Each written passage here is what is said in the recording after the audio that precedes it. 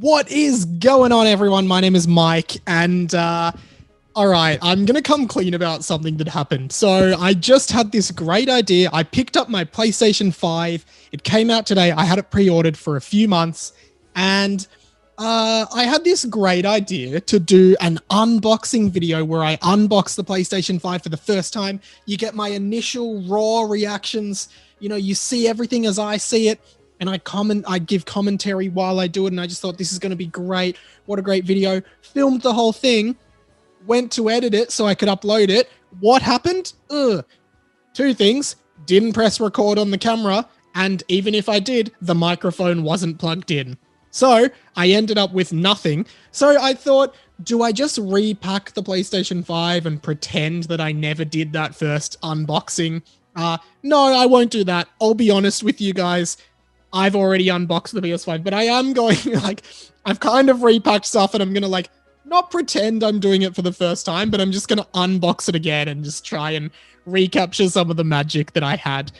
So as you can see, and I'll just bring it up for you.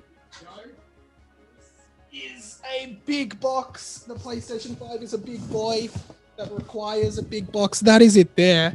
And if you look at it, I don't want to bloody drop it. It is bigger than my head, which I guess most boxes would be. So it's not actually, that's not that impressive, but it's, it's pretty cool. And if we open it up, the first thing that I thought, I'm not 100% sure what this is, and that might make me look stupid, but I think this must be a stand for the PlayStation 5. That's all I can imagine it being. I could be wrong. Feel free to correct me in the comments. That's in there. Moving forward, there's all, your usual stuff. This looks like what I believe is the power cord. Could be something brand new. Who knows? It's probably the power cord. What else do we have in this box? Aside from the console itself, what's this? Oh, quick start guide. So if you want to start up quick, you'd be using that. Cool. I'll put that aside. I might use that later. Use the quick start guide.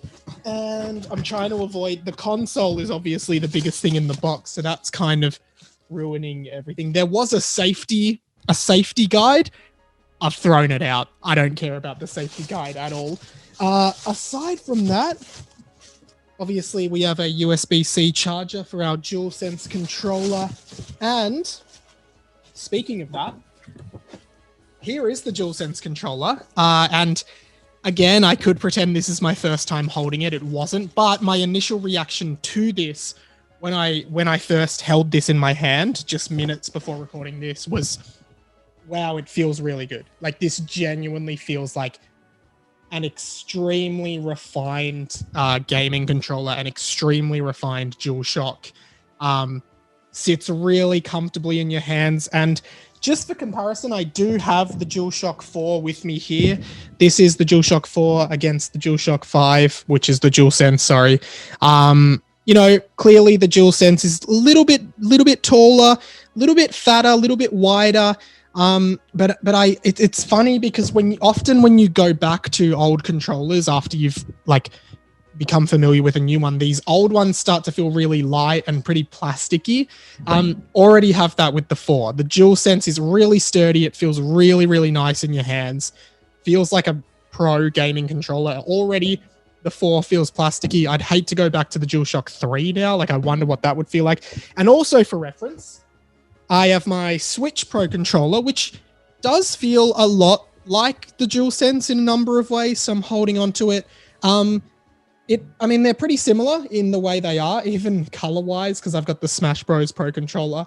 But yeah, again, the DualSense certainly feels like a really refined DualShock 4 mixed with the Switch Pro and the Xbox One. It just feels like the best of all controllers.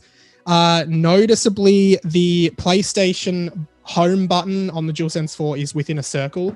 On the DualShock 4, the DualSense, it is actually just the symbol, which is a pressable button. And as you can see, it's lighting up there because I've pressed it, but there's obviously nothing to connect to. The triggers are really, really, really nice. USB-C obviously at the top. Really liking it. Interestingly as well, the PlayStation flagship buttons, X, circle, triangle, square, are not colored as they usually are. And as you've probably seen on the internet, if you look very closely at this, the indents on the controller but the controller handles are actually made up of those symbols, which is really, really cool. You can feel them under your fingers. And yeah, again, this controller feels really nice. Even the Switch Pro controller, which I really, really like, does not feel as good as the DualSense. So it is a really nice controller. But let's get over to the beast itself, the PlayStation 5 console, which is very heavy. Very, very heavy. And is there anything else in there? Oh, there's a HDMI in the box as well, which is cool. Very, very nice. Let's put that aside. Here is the beast. I've got it upside down at the moment. Let's put it right side up. PlayStation 5. That is not printed there. That is actually etched in. So that's actually a hole, and that goes straight through the PlayStation symbol there. On the back here, obviously we have power. We have HDMI, Ethernet, 2 USB there, and on the front we have oh, this is a twist. This is a twist. I do have a disk drive. That's the disk drive there. I was like, did they give me a digital only version? It's not a twist, guys. Disk drive there, another USB there, and yeah, your eject button and your on button. It is looking really good. It is huge. It is a really big and heavy console. I kind of like that. It feels really legit. Feels really nice. It's going to look really good on my shelf. I'm going to stand it upright as well. So I'm really, really excited about that. But that is not all I picked up. Give me one moment. Because I also picked up Spider-Man Miles Morales for PS5, which is obviously the first game I'm going to play. And I also have a bunch of PS4 games that I'm really keen to chuck into the PS5 and see how they work. Like if they're a lot faster, if they run better. Because I have one of the original PlayStation 4s, and a lot of the newer games, the one that comes to mind specifically is Star Wars Jedi Fallen Order. That ran really laggy, really noticeable frame rate drop. So I want to try and pop that into the PS5 and see how it runs on that. But obviously going to get straight into Miles Morales first. Really keen, loved Spider-Man on PS4. Really keen to dive into that. It is going to be so much fun, and I am so excited for this next generation of gaming.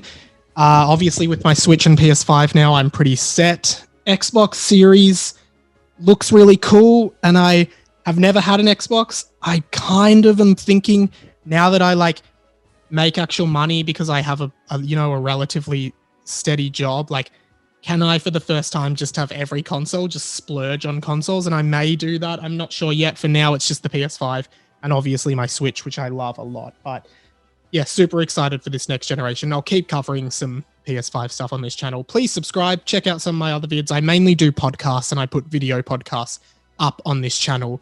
But if you like my content, please subscribe and yeah, check out some of my other stuff. Thank you, and apologies for screwing up that first version of this, but I still think we got some cool looks at it from here. So yeah, really excited for what's next. Thanks so much for watching. Catch you later. But I went to run my hand through your hair and I noticed you were attached to string. You were a puppet this whole time, you were attached to string.